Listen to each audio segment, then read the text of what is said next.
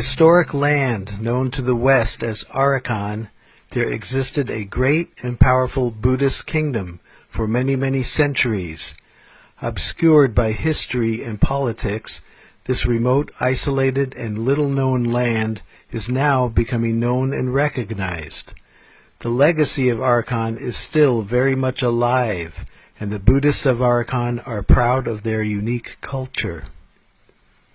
However, they are in great danger as encroaching Islamic forces are trying to annihilate them and all other non-Muslims and destroy the deeply rooted indigenous Buddhist culture and even Buddhism itself. The Arakanese in their own homeland for centuries have had to fight off and repel countless attempts by Muslims to destroy them. For 1400 years, Muslim armies have annihilated every Buddhist culture they encountered in massive genocides from the formerly Buddhist lands of ancient Persia, Afghanistan, Pakistan, Central Asia, and India. 500 years ago, the Muslim genocidal conquest reached the borders of the Buddhist kingdom of Arakan. Muslim armies tried and failed many times to conquer the Arakanese. If ever the Muslims succeed, this unique culture of the world will be gone forever in a massive genocidal ethnic cleansing. A magnificent royal city called Mya'u was the capital of the last dynasty of the powerful and prosperous Buddhist kingdom of Arakan from 1433 until 1784. 1784 marks the end of the Arakan Empire by the invasion and conquest of the Burmese kingdom of Ava. In 1826, the British annexed Arakan, incorporating it into the British Indian Empire. During World War II, Arakan was the scene of horrific fighting, as British and American troops fought ferocious battles to drive the Japanese out. Arakan, as part of the new country of Burma, achieved independence in 1948. The ancient royal capital, Mya'u, with its many Buddhist temples and structures spread over a very large area, constitute one of the largest ruined Buddhist cities in the world and is the heart of the Rakhine Buddhist identity. Portuguese, Dutch, and British writers complimented Mya'u as a city comparable and even greater at that time than Amsterdam, London, and Venice.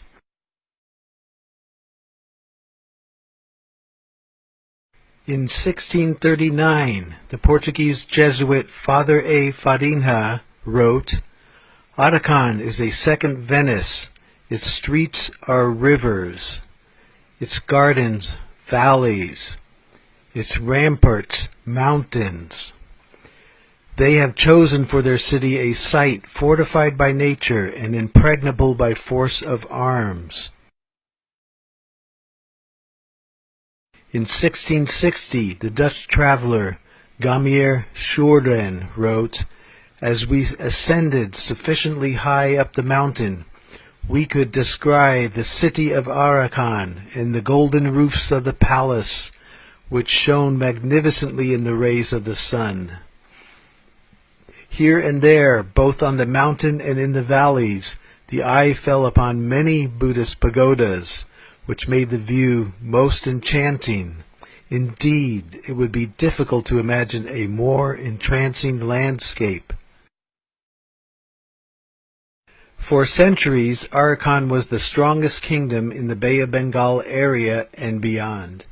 It ruled over vast areas, including Chittagong in present-day Bangladesh, which itself has a history of close to 2,000 years of Vedic, Hindu, and Buddhist empires.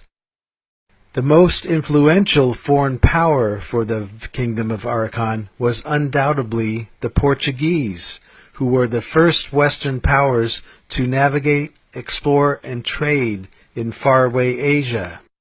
The Portuguese and Arakanese formed a powerful alliance. The Portuguese had the best and fastest ships, the most advanced weaponry of the time, and the best navigation skills in the world at that time, and the Arakanese gained greatly from their alliance. There were several thousand Portuguese living in the royal city Mia'u, also in the Portuguese town of Dianga, close to Chittagong. From the 15 to 1700s, Mia'u was at its highest and most prosperous period, and was a highly developed world city.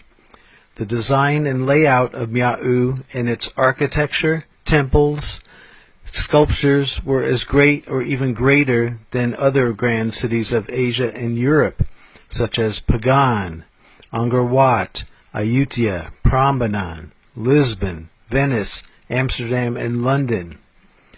Mia'u had complex defense systems, utilizing the natural hills, streams, and rivers, while incorporating moats, earthen ramparts, walls, and forts to protect the central city and palace. The Arakanese ships were fast, their sailing techniques were skillful, and their weaponry was advanced, all due to Portuguese influence and the alliance they had with each other. Being a port city, Mia'u hosted many different people of many faiths: Buddhist from Ceylon, Siam, Cambodia, and the Burmese kingdoms of Taungoo and Pegu; Hindus from the Indian ports of Masulipatam and Nagapatam, the Maldive Islands, and Champa; Christians of Portugal, Holland, France, and Great Britain; and Muslims from Persia, Aceh, Bengal, and Malacca, all who came and went with an astonishing assortment of goods to trade, bargain, buy, and sell.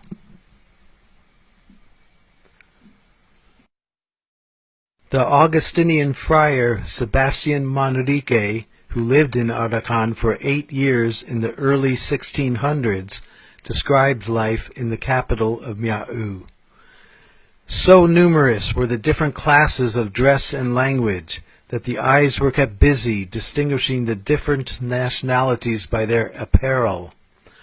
All these foreigners formed streets of shops filled with a great variety of such articles as are produced by the earth: diamonds, rubies, sapphires, emeralds, topazes, gold and silver in plates and bars, copper, amber, musk, incense, camphor, indigo, borax, quicksilver, saltpeter, pepper, cinnamon, ginger, cardamoms, nutmeg, mace, and cloves. Many cloths of the finest cotton and much rich silk were on view, with ebony, ivory, and porcelain. In spite of the great crowds, there was no confusion, but many dances and other entertainments were going on in the midst of them, and the whole scene was most festive. The number of people going to and fro along the canals in every kind of boat was no less. Arakan is littered with an astonishing amount of ancient Buddhist relics, ruins, artifacts, and temples. There are ancient Buddhist artifacts in rice fields, forests, and villages, poking out of the thick foliage. Anytime someone digs a hole there is a good chance that they will find an ancient statue, relic, or foundation stones of a centuries-old structure. There are amazing spiraling tunnels under some of the biggest temples of Mia'u, with astonishingly detailed and painted stone carvings depicting so many figurines, from earthy common people and animals to mythological and celestial beings. One can walk in concentric circles around and around, reaching a central shrine in the middle. These are very unique to Arakan. One does not see this technique of temple building, nor these stylings of all the carved figurines, animals, and celestial deities in surrounding areas. These are indeed cultural treasures of the world. Also, very unique to Arakan are the Buddhist caves, carved into the exposed rock cliffs. These caves are in Ponadjan, an hour or two from Sittwe. This is in Paukta, several hours by very pleasant boat from Sittwe.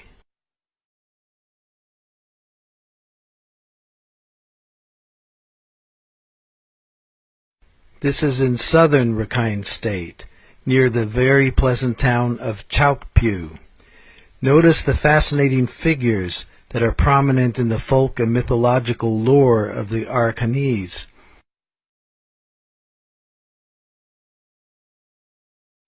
In northern Rakhine State, we have Xichang, close to Ratedong, with many folk-like figures on the outside and then mesmerizing colors and serenity inside the caves.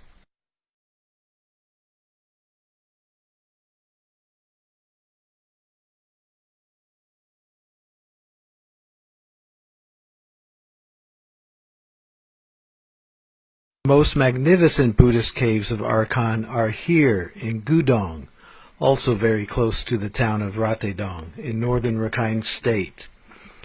The mythological figures are a fascinating legend of a world culture that the world barely knows. All of these caves are very unique to Arakan and deserve to be recognized, saved, protected, and preserved. This site in Gudong and the previous site in Xichang are both in great danger of being destroyed forever. In 2012, thousands of Muslims marched over from nearby Muslim villages to the large Buddhist village of Gudong, which sits in front of these Buddhist caves. As the Muslim mob started to attack and burn the village, every Buddhist man and boy had to run out and form a defensive line to protect the village and their sisters, daughters, mothers, and wives. The goal of the Muslims was to burn the entire village, kill or drive out all of the 1,500 villagers, and then they would have an orgy of destruction as they would break and destroy everything you have seen here. The Muslims believe they have the divine right to completely destroy all statues and figures because the Quran tells them to. The Buddhists held a line and prevented the Muslims from achieving their goal. However, 11 men and boys were killed as they defended their village, their women and kids. The legacy of Arakan lives on. These are the descendants of those who built the magnificent structures behind them. This land is the one and only homeland of the Rakhine Buddhists. The men play sports, the women talk at the wells, and life is simple, or it could be, if not for the dangers from an alien culture who wants to exterminate all of these people and take the land from them. The year is full of Buddhist festivals. This is downtown Sittwe, the capital of Rakhine State. The city is more like a large town with a population of 100,000, dense with Buddhist pagodas, temples, and monasteries. This street and many parts of Sittwe were set on fire in June 2012 by the Bengali Muslims, and the Muslims will attack, burn, and kill again and again as they have in the past and as they will in the future. The people who are this living legacy of the kingdom of Arakan deserve to be known and protected, and their culture can be recognized and preserved as a unique world culture, and those who want to destroy it must be stopped. Currently, much of the world has maligned these indigenous people, buying into the false and manipulative media, which has fooled so many. Truth will ultimately prevail, and this ancestral and cultural homeland of the Rakhine Buddhists can be peaceful and prosperous once again.